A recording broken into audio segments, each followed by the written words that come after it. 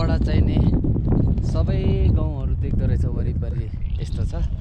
तल देख्नुहुन्छ बस्ती देख्नुहुन्छ यहाँदेखि त्यहाँ माथिसम्म, अनि यता हामी आउने बाटोहरू देख्नुहुन्छ।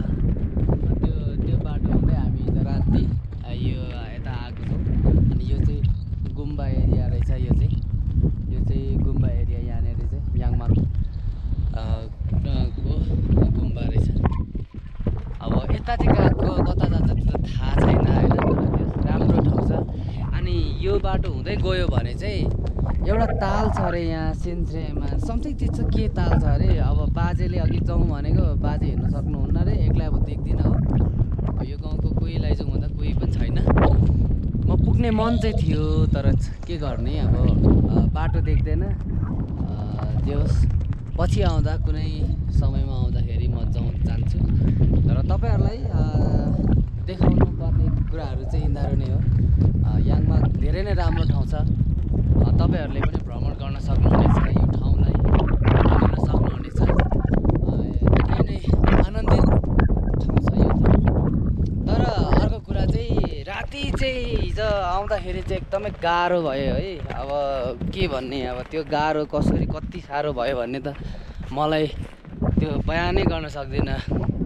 त्यति साह्रो भयो है। बाटो एकदमै लामो बाटो रहेछ। हामी बिचमा एक ठाउँ बसेको भए चाहिँ हामी मजाले आउन सक्थ्यौँ, तर डाइरेक्ट आएको नि त गोलादेखि हामी बिहान 5 बजी 6 बजी हिँडेर यहाँनिर 10 बजी आइपुगेको हो। त्यति गाह्रो भयो। त्यो पनि धन्न हिउँ परेको रहेन रहेछ र मात्रै त्यति भयो। हिउँ परेको भए झन् कस्तो हुन्थ्यो होला त। एटेरिका माथिको हिमालहरू राम्रो छ, तपाईँहरूले हेर्न सक्नुहुन्छ। राम्रो छ। तपाईँहरू आउनु होला यो ठाउँलाई एकचोटि, तपाईँहरूले पक्कै पनि हेर्नु होला। यो ठाउँ 4200 मिटर अग्लो ठाउँमा रहेको बस्ती छ यो। अनि यो बस्तीमा अब खासै मान्छेहरू त भेटेको छुइनँ। त्यस्तो मान्छेहरू अब सबै अनि यो ठाउँको मेन विशेषता चाहिँ के हो भन्दाखेरि चाहिँ आलु चाहिँ पर्याप्त यहाँनिर फल्ने है। त थोरै ठाउँमा धेरै फल्ने, आलु चाहिँ एकदमै राम्रो फल्ने ठाउँ रहेछ।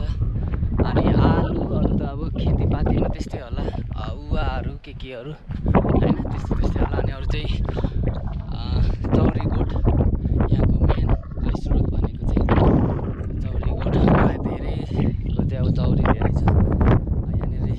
धेरैजनाको चाहिँ करोडौँ पर्ने पनि रहेछ यहाँनिर। धेरै रहेछ।